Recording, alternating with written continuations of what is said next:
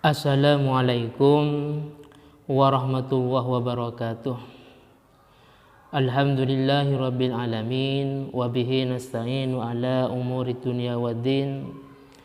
Wassalatu wassalamu ala asyrafil anbiya'i wal mursalin wa ala alihi wa sahbihi ajmain, amma ba'du. Para jemaah yang dirahmati Allah, pada kesempatan ini saya akan menyampaikan dan membacakan tentang beberapa khasiat atau manfaat atau faidah bagi seorang yang istiqomah membaca Ratibul Haddad. Di sini saya ambil dari kitab Al-Imdad fi Syarhi Ratibul Haddad halaman 55. Bismillahirrahmanirrahim. Qala al-mu'allifu rahimahullahu ta'ala wa nafa'na bi ulumihi ya rabbal alamin.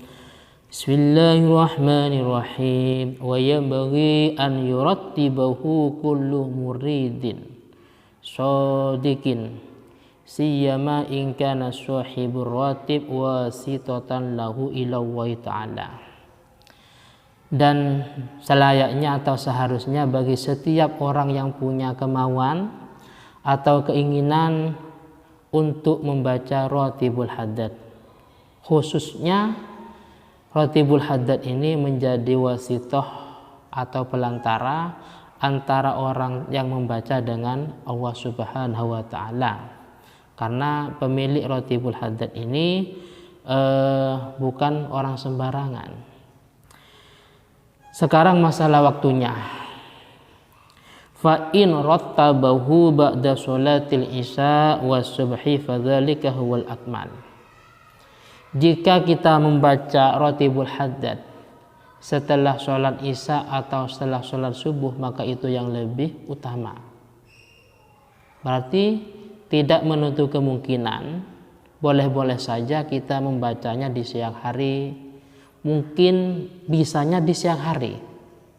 Selain itu nggak bisa mungkin, atau mungkin di sore hari, malam nggak bisa, pagi juga nggak bisa. Bisanya di sore hari nggak apa-apa, cuman yang lebih utama itu setelah sholat isya atau setelah sholat subuh.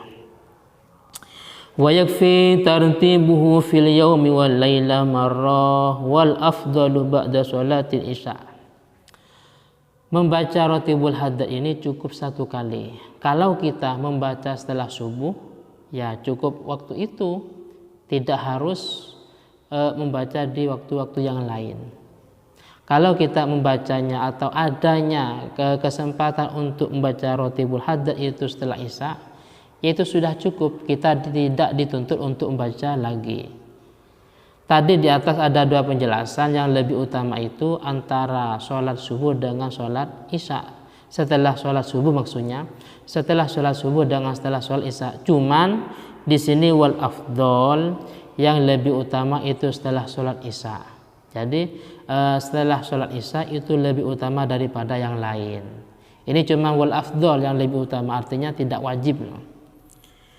Sekarang wa fi Ramadan yuqaddamu hadzal ratib ala sholatil isya. Khusus di bulan Ramadan, membaca Ratibul Haddad ini diusahakan sebelum sholat isya. Jadi mungkin kita habis buka puasa ala kadarnya, terus sholat maghrib mungkin, dan mungkin kita istirahat atau langsung membaca yang jelas, atau mungkin adzan isya.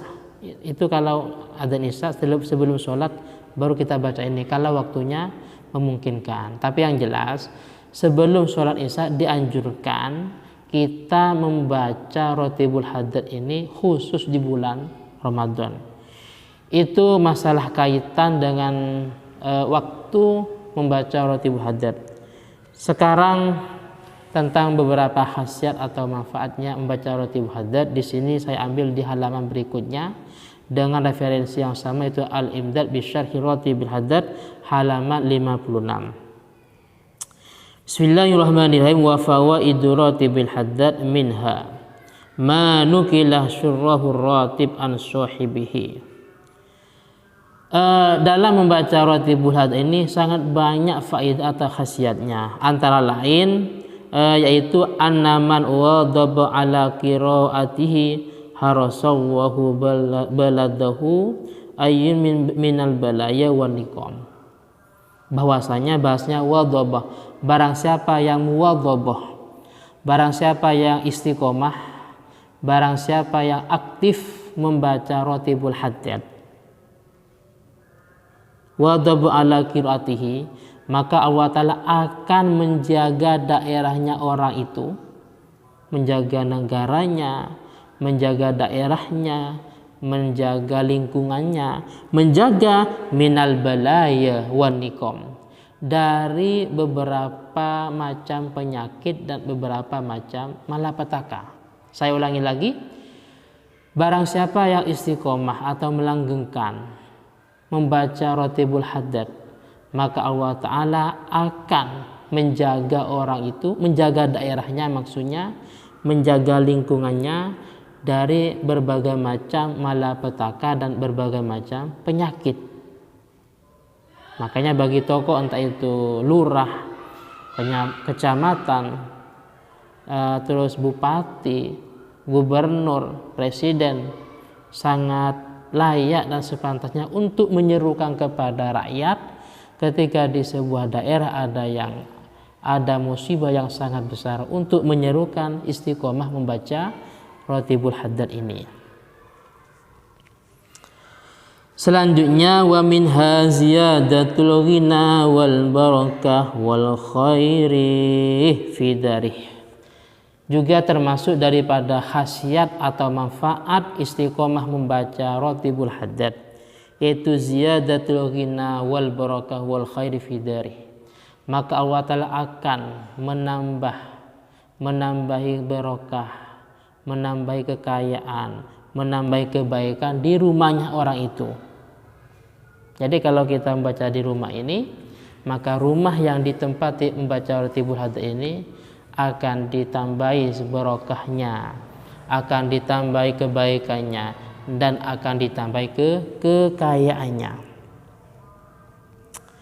Wa minha anna man wadhaba alaihi kulla yaumin la yadurhu sam. Barang siapa yang istiqomah atau aktif membaca Ratibul Haddad setiap hari kulla yaumin, maka la yadurhu sam, maka tidak akan menimpa pada orang itu atau tidak akan membahayakan pada orang itu. Sam itu sebuah racun.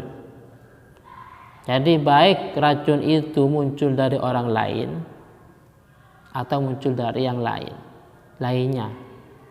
Yang jelas racun ini tidak akan membahayakan kepada orang yang istiqomah membaca Ratibul Haddad.